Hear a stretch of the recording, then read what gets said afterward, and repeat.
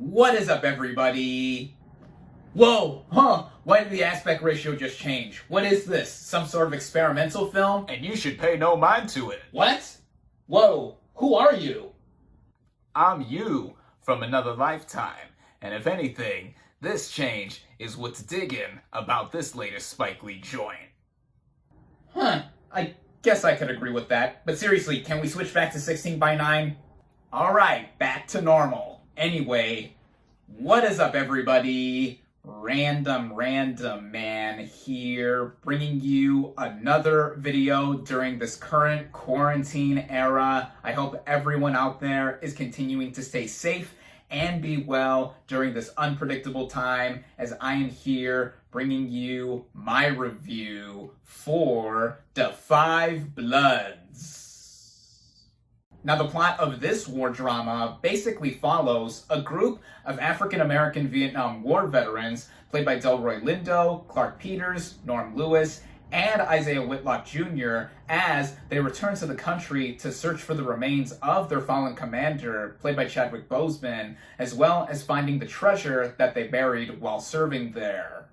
Going into this movie, I was so excited to see it. This was easily one of my most anticipated movies of 2020 for two words and two words alone: Spike Lee. This is the latest effort from the now Academy Award-winning filmmaker as of last year, and I have been a fan of a lot of his work. Of course, he has made a bunch of movies that, given the current climate we are living in right now, with what has unfolded within the last few weeks in the US and the world at large, he has made a bunch of films that are very in tune with what it's like to be Black in America, and also having to do with other pressing issues. Of course, his classic Do the Right Thing is one such film. My favorite movie of his is 1992's Malcolm X, starring Denzel Washington in the title role. And he's made other stuff too, like documentaries, like the miniseries When the Levees Broke. I watched that for the first time in middle school. That was quite something to experience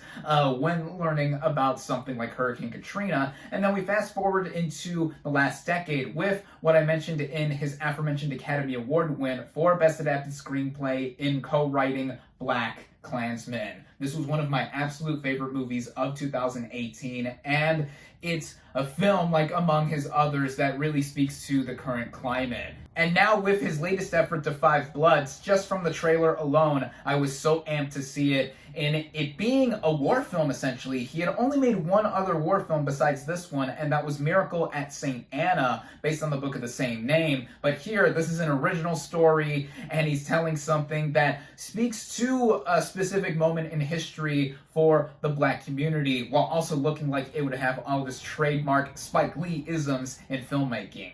I was also so happy to see that this was dropping on Netflix, not just because it's a new current 2020 film release that I was able to instantly see and now review, but also it was meant to be released on Netflix even before this current pandemic lockdown restricted a lot of films either to be delayed, go straight to streaming, or what have you. This was gonna premiere at the Cannes Film Festival this year at a competition, but lo and behold, that got canceled, and the film also had to do away with its coinciding limited theater run given the current worldwide pandemic as well. But enough of all that. Let's get right into the nitty-gritty. Starting out with the cast and their performances, we have a slew of ensemble players here, but of particular note I have to first talk about is Delroy Lindo as Paul. He is the top-billed actor of this film, and I would say, just like everyone else has been citing for a bunch of universal acclaim here, that Lindo is the best performer in this film and really is a lot of why this movie ticks so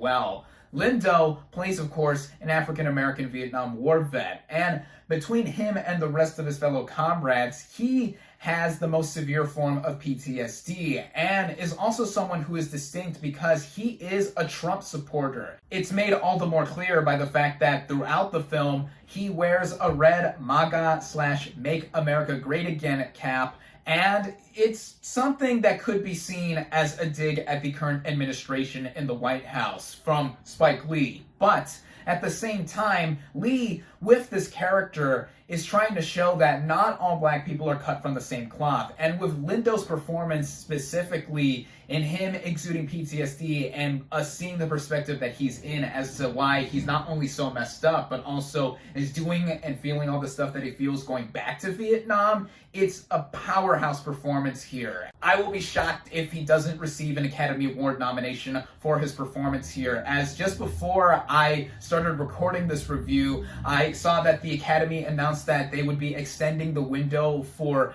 films to be eligible for next year's Oscars, which will now be happening in April 2021. So I hope that films and performances specifically like Lindo's do not get lost in the shuffle. And with the rest of the performances here, the other 3 Bloods that are accompanying Lindo to Vietnam include Clark Peters, who plays Otis. He, I would say, is the heart of the movie, and he has the most to do next to Lindo's character, to where he also returns not just for the main 2 reasons that they are going back for searching for the fallen remains of their commander and the buried treasure, but something very, very personal. Peters as Otis is outstanding, as is Isaiah Whitlock Jr. as Melvin. People will probably recognize him in that small little cameo he did at the beginning of BlacKkKlansman, Lee's previous film, of course. And then there's also Norm Lewis as Eddie, who of the 4 older Bloods has the least amount to do, in my opinion, but is noteworthy for his pigeon-toed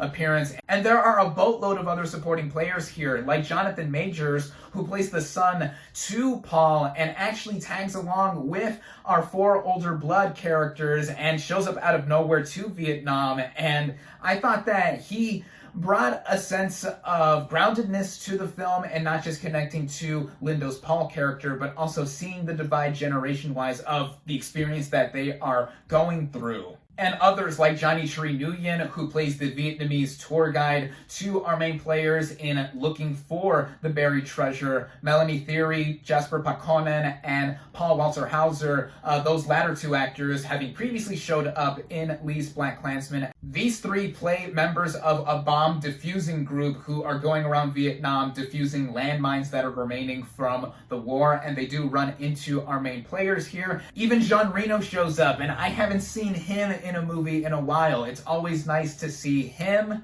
And then the last notable member of the cast I have to mention is Chadwick Boseman as Stormin Norman, the fallen commander of our titled The 5 Bloods, who is only seen in flashback sequences to where those 5 are fighting in the Vietnam War. And what he brings is a sense of not just the time gone by for these characters, but also how there is a sense of activism within a character like him that connects all the way into today and what is going on right now, which I will mention more of later on. So everyone here in this exceptional ensemble has their time to shine, but of particular note, again, I have to give the biggest shout out to Delroy Lindo. The writing of this film, which was done by Spike Lee and also producing and directing this film, of course, but one of the co-writers here previously worked with Lee on BlacKkKlansman, Kevin Wilmot, who has won an Oscar with Spike Lee for their adapted screenplay last year. And then the 2 other writers here, whose names escape me, I apologize, I'll put their names on screen here.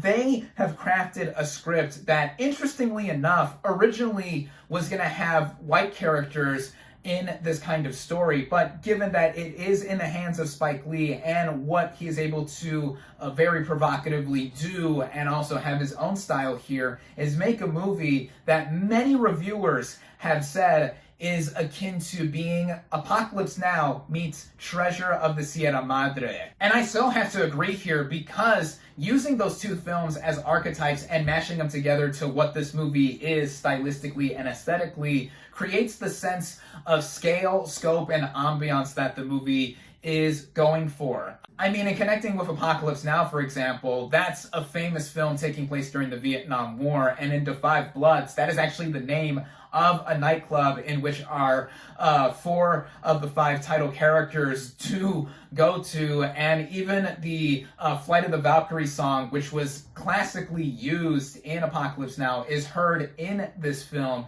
And then the Treasure of the Sierra Madre comparison is there not just because of the hunt for buried treasure, but also, fun fact, fact, that is Spike Lee's favorite movie. So it makes sense that there will be tributes to films like those in here. But it's not just tributes to those films on paper that do make the movie work and go all throughout. It's also the dissection of what our main characters have gone through beforehand and then returning to a place that have now given them a bit of trauma to varying degrees depending on the character, and also doing what is right in really commemorating their fallen leader, which in turn also heavily relates to the current climate and just the ongoing decades and centuries of racial tension within the United States of America. This is a touchstone of Lee's filmography, and he's done so with a lot of his movies, and effectively, in my opinion. Here in *To Five Bloods, though, in it being a war drama,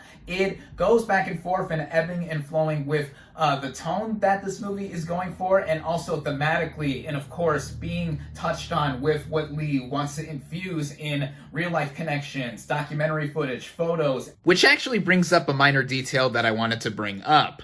Unlike what you see in this picture here, with the 4 of the 5 Bloods that are not Storm and Norman de-aged to look younger, in execution from the film in their flashbacks, we actually have the older actors, all above 60, play themselves in the flashback sequences. There's no de-aging, no VFX, or any younger actors playing them, which I thought was a neat conscious decision, unlike what a fellow Netflix film, The Irishman, played around with in using makeup and VFX, because thematically it shows that the 4 surviving Bloods never had Nam leave them even during the present. It makes for something that is very Spike Lee-esque, but also, even for him, in tackling this kind of genre, kind of experimental too. I would actually go as far as to say that this is his most experimentalist film that he has done, because there is stuff here that reminds me a lot of movies that go for a very kind of existential look. That look applies with the technical scale as well, because this film, despite again being made for Netflix, plays around with its cinematography and other attributes to a very creative and synergetic degree. The way this movie is shot, as I kind of riffed on in the intro of this review, the movie does go for different looks in the way the camera does change aspect ratios all throughout the film. Throughout the first act, the movie is presented in the 2:39:1 aspect ratio, I believe, and then when it flashes back to sequences that took place in the Vietnam War, it switches to a 4:3 aspect ratio and is shot in 16mm as well, making it look and feel like a film or actual war footage that was done during that era of time, and even right down to just how the grain is on screen, the camera movements, all of that. And then once we do get into the Vietnamese jungle in the present day with our main characters looking for the gold, it is presented with the full 16:9 aspect ratio. The way the movie plays around with it, it does so to a clever and seamless extent in going back and forth with the screen sizes, and it reminded me of a film from last year, Waves, that also played around with the visual presentation. And if you haven't seen this film, I highly recommend it. One of the most overlooked films of 2019. But anyway, yeah, the movie is proficiently presented, and this also goes in the way with the production design and just the way the movie was shot on location in Vietnam and Thailand, to where we get to see very lush, sweeping shots of the dense jungle, either overhead or even within the nitty-gritty. The original score by Terrence Blanchard, who is a longtime collaborator with Spike Lee and was most recently nominated for Best Original Score for their previous effort, BlacKkKlansman. He composes a bunch of music that feels very epic in scope, and it's kind of like an old-timey film score, or even akin to kind of like a superhero film, I would say, in the best way possible, in having a very grand kind of sort of feel. The music there, and even the select songs by Marvin Gaye that are sprinkled throughout this film back up the feel and style, and with how the movie ebbs and flows altogether, the way it is edited, not just in seamlessly going in between aspect ratios, but in how it is paced as well. The movie is a pretty lengthy one. It runs at about 2.5 hours, but I never felt it drag once in the slightest. This film is a very heavy one, not just thematically, but there's a lot going on in between. But in speaking of that, I do have to mention that if I had any issues with this film, there is one, and it has to do with the way the movie does go about its execution between the second and third acts of the film.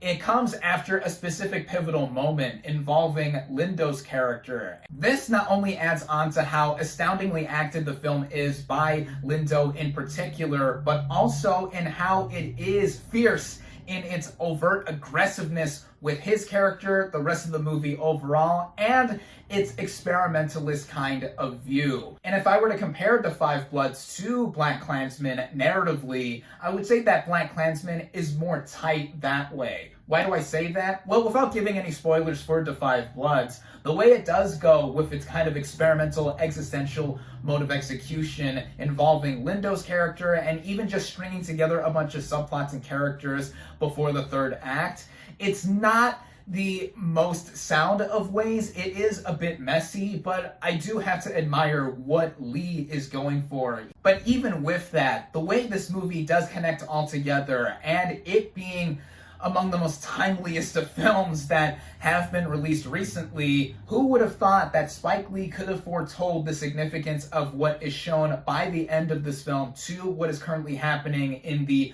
large discussion of racial tension here in America and the world overall. This film, like my dad said when we watched this film last night, is right on time. He enjoyed the movie, as did I. Clearly, if it wasn't made even more obvious from my pros that I've given to this film across this review. And with what Lee does here, it is among his most profound movies that he has made, and in also being such an entertaining adventure ride all the way through. Is this my favorite film he has done?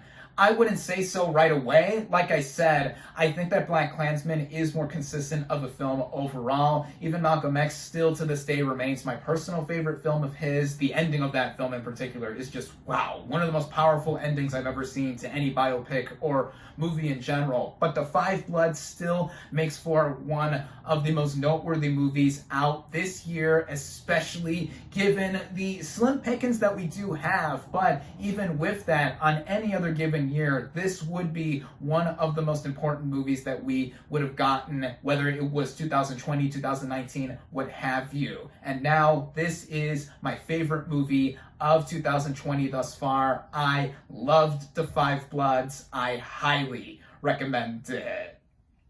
My final verdict for Da 5 Bloods is 4.5 out of 5 stars.